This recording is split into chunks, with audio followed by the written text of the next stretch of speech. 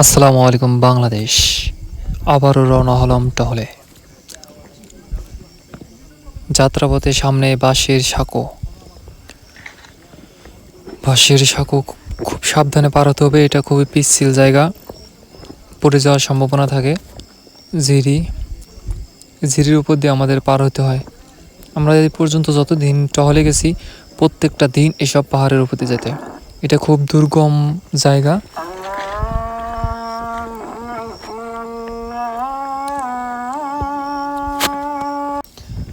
দেখতে খুব সুন্দর লাগতেছে। এখন অনেকক্ষণ থেকে হাঁটতেছি, পাহাড়ে এক ধার দিয়ে যাইতে হয় আমাদের। খুবই সাবধানে যাচ্ছি, অনেক কষ্ট করে আজকে যাইতেছি, কারণ আজকে অনেক রোজা আছি।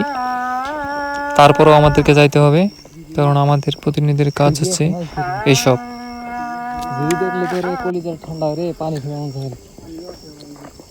এখন নিচে নামতে হবে আমাদেরকে।